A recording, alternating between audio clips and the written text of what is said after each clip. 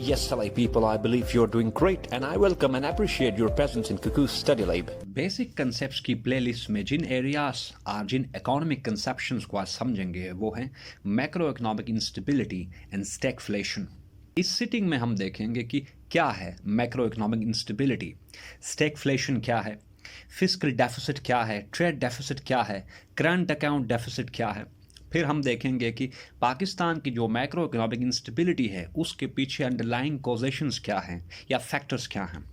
फिर हम इसमें देखेंगे कि क्या ऐसे ऑप्शंस या पॉलिसी मेयर्स अवेलेबल हैं at Pakistan disposal in order to correct what has been corrupted in so forth. So lecture को स्टार्ट हम डेफिनेशन से करते हैं, क्योंकि इकोनॉमिक जो टर्मिनोलॉजीज हैं काफ़ी सारे एस्पिरेंट्स ऐसे होते हैं जिनका बैकग्राउंड नहीं होता प्रायर, तो इस वजह से उनकी अंडरस्टैंडिंग के लिए हम वन बाय वन जो की टर्म्स इस लेक्चर में आज हम यूज़ करने वाले हैं उनकी डेफिनेशन हम करेंगे ताकि आपका जो कंसेप्ट है वो क्लियर हो। सो इस लिस्ट में जो फर्स्ट डेफिनेशन हम देखेंगे वो है मैक्रो इकोनॉमिक इंस्टेबिलिटी।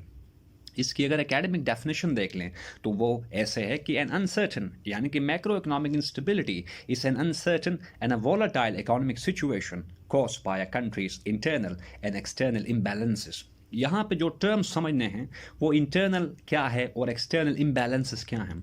जब कभी भी इस लेक्चर में हम इंटरनल इम्बैलेंसेस की तरफ मैं रेफर करूँ तो आप लोगों ने समझना है कि we are talking about fiscal deficit और बजट डेफिसिट। जबकि अगर एक्सटर्नल इम्बैलेंसेस या एक्सटर्नल इरेगुलरिटीज़ की बात करें तो वहाँ पे आप लोगों को समझना है कि we are talking about trade and current account deficits. तो ये हमारे पास एक शॉर्ट सी डेफिनेशन है मैक्रो इकोनॉमिक इंस्टेबिलिटी की, यानी कि सिंपली पुट अगर इसको कर लें, किसी भी कंट्री की इकोनॉमी में एक ऐसी सिचुएशन जिसमें वो country internal and external imbalances को कन्फ्रंट करे एट इट्स इकोनॉमिक रेल्म, उस सिचुएशन को हम कहते हैं मैक्रो इकोनॉमिक इंस्टेबिलिटी। फिर जो यहाँ पे टर्मिनोलॉजीज हैं, फिस्कल डेफिसिट क्या है, सिंपली पुट फिस्कल डेफिसिट किसी कंट्री की इकोनॉमी में एक ऐसी सिचुएशन है जिसमें वो जो कंट्री है वो एक फिस्कल ईयर में जो रेवेन्यू जनरेशन का काम होता है या जो टारगेटेड रेवेन्यू होता है उसको हिट करने में नाकाम रहती है, जबकि उस कंट्री का उस साल में जो एक्सपेंडिचर है या जो स्पेंडिंग्स हैं वो एक्सीड कर जाते हैं उसके रेवेन्यू से। सो एक ऐसी सिचुएशन किसी कंट्री की इकोनॉमी में जहाँ पे जो रेवेन्यू है वो कम जनरेट हो रहा हो और उस कंट्री की जो गवर्नमेंट है उसके एक्सपेंडिचर ज़्यादा हों, तो उस सिचुएशन को हम कहते हैं फिस्कल डेफिसिट। नेक्स्ट हमारे पास जो टर्मिनोलॉजी है वो ट्रेड डेफिसिट है। किसी कंट्री की इकोनॉमी में एक ऐसी सिचुएशन जिसमें वो कंट्री कमोडिटीज़ को ज़्यादा इंपोर्ट करे और अपने जो डोमेस्टिक प्रोडक्ट्स हैं उनको कम एक्सपोर्ट करे, यानी कि एक ऐसी सिचुएशन जिसमें इंपोर्ट्स सप्लांट करे या इंपोर्ट्स ज़्यादा हों और एक्सपोर्ट्स कम हों, उस सिचुएशन को हम कहते हैं ट्रेड डेफिसिट। एंड नेक्स्ट हमारे पास न्यूज़पेपर्स में बार बार जो टर्म यूज़ होती है या हम देखते हैं करंट अकाउंट डेफिसिट, जिसको नेगेटिव बैलेंस ऑफ पेमेंट भी कहते हैं। तो करंट अकाउंट डेफिसिट किसी कंट्री में एक ऐसी सिचुएशन है जिसमें मैक्सिमम इंपोर्ट्स की वजह से उस कंट्री के करंट अकाउंट में से ज़्यादा ग्रीन बेग्स और जो डॉलर्स हैं, बीइंग ग्लोबल ट्रेडिंग करेंसी, ज़्यादा आउटफ्लो कर जाता है dollar as compare to inflows. यानी कि इसमें यह है कि अगर ऐसी सिचुएशन जिसमें एक कंट्री के करंट अकाउंट में से डॉलर्स आउटफ्लो ज़्यादा करें, इनफ्लो कम करें, तो उस सिचुएशन को हम कहते हैं करंट अकाउंट डेफिसिट या negative balance of payment. Next अगर देख लें इन्फ्लेशन क्या है, डेली बेसिस पे हम न्यूज़पेपर्स में पढ़ते हैं कि पाकिस्तान में जो करंटली जो इन्फ्लेशन जो रेट है वो 46% है एज पर डाउन न्यूज़पेपर। सो इसकी डेफिनेशन ये है कि एक कंट्री है जिसकी करेंसी की जो वैल्यू है वो अगर डिक्लाइन करे और जो कमोडिटी प्राइसेस हैं वो हाइक कर जाएं, तो उस सिचुएशन को हम कहते हैं इन्फ्लेशन। यानी कि inflation states for decline in a countries currencies value and hike in its commodity prices, इस सिचुएशन को हम कहते हैं इन्फ्लेशन। फाइनली जो हमारे पास टर्म है जिसको समझना है वो स्टैगफ्लेशन है। स्टैगफ्लेशन से मुराद एक ऐसी परसिस्टेंट सिचुएशन या एक ऐसी लॉन्ग टर्म सिचुएशन जिसमें एक कंट्री में इन्फ्लेशन रेट ज़्यादा हो, परसिस्टेंट रहे इन्फ्लेशन रेट, अनएम्प्लॉयमेंट ज़्यादा हो, जो प्रोडक्ट्स या कमोडिटीज़ को प्रोड्यूस करने के लिए जो कॉस्ट है वो ज़्यादा हो, उन प्रोडक्ट्स को परचेस करने के लिए मार्केट में जो कंज्यूमर्स हैं उनकी डिमांड कम हो, तो इस सिचुएशन को हम कहते हैं स्टैगफ्लेशन। यानी कि इकोनॉमी में एक ऐसी सिचुएशन जिसमें किसी कंट्री में इन्फ्लेशन ज़्यादा हो, इन्फ्लेशन ज़्यादा होने की वजह से उस कंट्री में जो पॉपुलस है या जो कंज्यूमर्स हैं उनकी परचेसिंग पावर कम हो। परचेसिंग पावर कम होने से मतलब ये है कि वो कमोडिटीज़ या प्रोडक्ट्स को बाय करने की पोजीशन में नहीं हैं उस सिचुएशन को हम कहते हैं स्टैगफ्लेशन, यानी कि एक ऐसी सिचुएशन जिसमें due in part to high inflation and lower purchasing power parity, जो कंज्यूमर्स हैं वो एस्केप करते हैं किसी भी प्रोडक्ट को या कमोडिटी को परचेज करने से, leading to a stagnant economic growth. इस सिचुएशन को हम कहते हैं स्टैगफ्लेशन। सो आई बिलीव ये जो बेसिक डेफिनेशंस हैं आप लोगों को समझ आ गए होंगे। अब आ जाते हैं वापस मैक्रो इकोनॉमिक इंस्टेबिलिटी की तरफ कि क्या है या ऐसे कौन से फैक्टर्स हैं जो कि ब्रीड करते हैं किसी भी कंट्री में, लाइक पाकिस्तान में आजकल है या पहले से है macro economic instability. Certain factors हैं, उनमें सबसे फर्स्ट जो है वो current account deficit and depletion of foreign exchange reserves, या जिनको फॉरेक्स भी कहते हैं। फॉरेन एक्सचेंज रिजर्व्स में डिप्लीशन तब होती है या डिप्लीट होना तब शुरू होते हैं जब एक कंट्री के करंट अकाउंट में से डॉलर्स बाहर ज़्यादा चले जाएं, यानी आउटफ्लो उसके लिए टर्म यूज़ करते हैं। अगर उस कंट्री के करंट अकाउंट से डॉलर्स आउटफ्लो ज़्यादा करें और बाहर से कम डॉलर्स उस अकाउंट में आए तो उस सिचुएशन को हम कहते हैं करंट अकाउंट डेफिसिट। सो जो मैक्रो इकोनॉमिक इंस्टेबिलिटी के पीछे जो एक प्राइमरी कॉज है वो current account deficit and depletion of foreign exchange reserves है। सेकंड जो कॉज है जो कि क्रिएट करता है मैक्रो इकोनॉमिक इंस्टेबिलिटी को, वो है फिस्कल डेफिसिट एंड इरेगुलरिटीज़। जैसे कि डेफिनेशन में आप लोगों को बता चुका हूँ कि अगर एक कंट्री एक गिवन फिस्कल ईयर में जो रेवेन्यू जनरेशन का काम है कम करे, यानी कि टारगेटेड रेवेन्यू को हिट करने में नाकाम रहे और अपनी स्पेंडिंग्स को अरेस्ट करने की पोजीशन में ना हो, तो उस सिचुएशन को हमने कहा फिस्कल डेफिसिट। सो अगर एक कंट्री में फिस्कल डेफिसिट हो इकोनॉमी में एक कंट्री की, तो उस सिचुएशन में वो जो कंट्री है वो अपनी गवर्नमेंट को रन करने के लिए अपनी जो पॉपुलस है, नेशनल्स है, उनको फैसिलिटेट करने की पोजीशन में नहीं होती है। जब उस पोजीशन में नहीं होगी तो जो सोसाइटी में जो सोशियो इकोनॉमिक इंडिकेटर्स हैं वो पुअर होंगे। सोशियो इकोनॉमिक इंडिकेटर्स के पुअर होने की वजह से उस सोसाइटी में इकोनॉमिक एंड ट्रेड एक्टिविटी नहीं होगी। उस सोसाइटी में जो बिजनेस इन्वायरमेंट है वो फ्रेंडली नहीं होगा, वहाँ पे इंटरेस्ट रेट्स हाई होंगे, लेस कंडीसिव इन्वायरमेंट होगा फॉर इन्वेस्टर्स एंड इन्वेस्टमेंट, जिसकी वजह से डोमेस्टिक एंड जो फॉरेन इन्वेस्टर्स हैं वो इन्वेस्टमेंट्स नहीं करेंगे, leading to unemployment and abject poverty.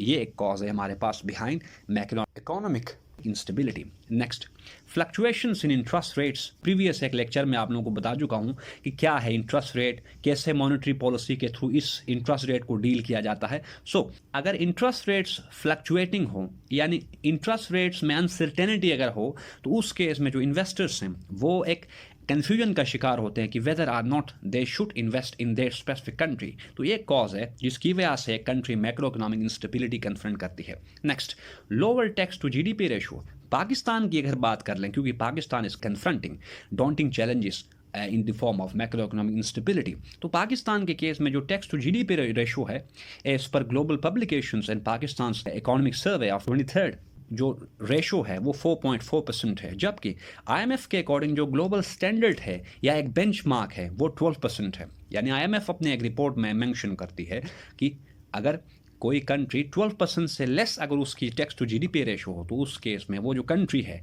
वो हार्डशिप सफ़र फेस करेगी या कन्फ्रंट करेगी on account of fiscal deficit. तो पाकिस्तान में जो टैक्स टू जीडीपी रेशो है करंटली वो 4.4% है, due in part to concessions been offered to influential people. Next, absence of social safety programs leading to unemployment, poverty and lower purchasing power parity। हम बात कर चुके हैं कि अगर सोशियो इकोनॉमिक इंडिकेटर्स या गवर्नमेंट आवाम को टारगेटेड सब्सिडीज ऑफर ना करे, फैसिलिटेट ना करे, तो उस केस में जो परचेसिंग पावर है कंज्यूमर्स की वो कम होगी। परचेसिंग पावर कम होगी तो जो प्रोडक्शन है मार्केट में, जो प्रोडक्शन है वो कम होगी। प्रोडक्शन कम होगी तो उस केस में जो इकोनॉमी है उसकी ग्रोथ नहीं होगी। सो ये एक कॉज है बिहाइंड मैक्रो इकोनॉमिक इंस्टेबिलिटी इन पाकिस्तान। नेक्स्ट, इल टारगेटेड सब्सिडीज, जो कि एक अनइक्वल प्रैक्टिस है, बल्कि एक ऐसी प्रैक्टिस है पाकिस्तान में जिसकी वजह से इकोनॉमिक स्ट्रक्चर है पाकिस्तान का, इकोनॉमिक पूरा एक इंफ्रास्ट्रक्चर है वो एक अनबैलेंस्ड है, और वन ऑफ द कॉजेज है ये इल टारगेटेड सब्सिडीज, जिसकी वजह से पाकिस्तान को हमेशा से मैक्रो इकोनॉमिक इंस्टेबिलिटीज की फॉर्म में चैलेंजेस पाकिस्तान फेस करता रहा है। Finally, passive posture on account of using fiscal position as either pro और काउंटर साइक्लिकल टूल। वो तमाम नेशन जो कि मैक्रो इकोनॉमिक इंस्टेबिलिटी को कन्फ्रंट कर रहे हैं, उनमें एक इशू ये है कि वो इस पोजीशन में नहीं होते कि वो इन टाइम्स ऑफ क्राइसिस अपनी फिस्कल पॉलिसी को काउंटर साइक्लिकल टूल के तौर पे यूज़ करें, बल्कि उनके साथ मसला ये है कि they use their fiscal position as a pro cyclical tool.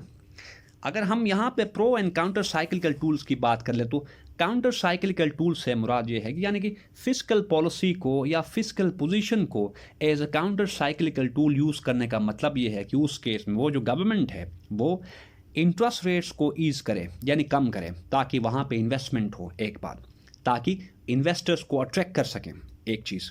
Next, इस सिचुएशन में इन्फ्लेशन को टारगेट करना है। प्रीवियस लेक्चर में मैं आपको बता चुका हूँ कि क्या रिलेशनशिप है between inflation and interest rate.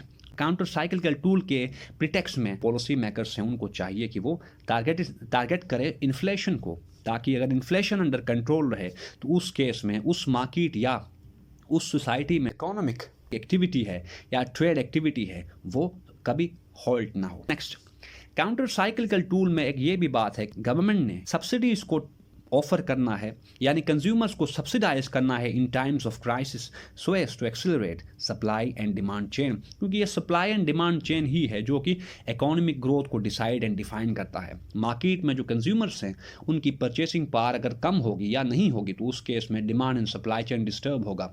Demand and supply chain के डिस्टर्ब होने का मतलब उस मार्केट में जो इकोनॉमिक एक्टिविटी है वो नॉन एग्जिस्टेंट है।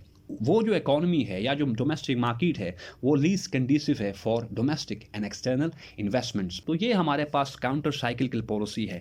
जबकि पाकिस्तान एंड बाकी जो नेशंस हैं जो कि इकोनॉमिक इरेगुलरिटीज़ को कन्फ्रंट करें, उनका मसला ये है कि they are using their fiscal position or policy as pro cyclical tool.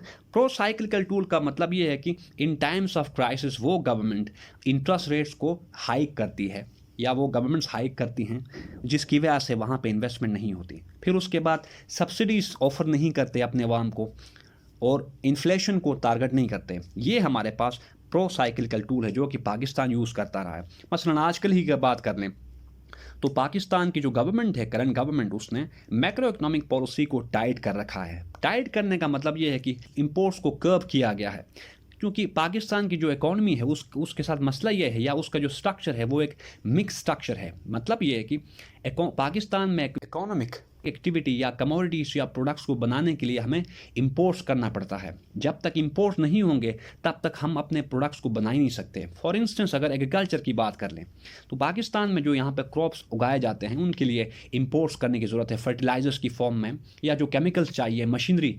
जब तक उनको इंपोर्ट्स नहीं करेंगे तब तक हमारी जो प्रोडक्टिविटी है वो एक्सपेक्टेड लेवल्स तक या जो हमारे पास टारगेटेड लेवल है उस तक नहीं पहुंच सकती। एक इशू पाकिस्तान के साथ करंटली ये है कि the country is using its fiscal policy or stance as a pro-cyclical tool to the detriment of Pakistan's people.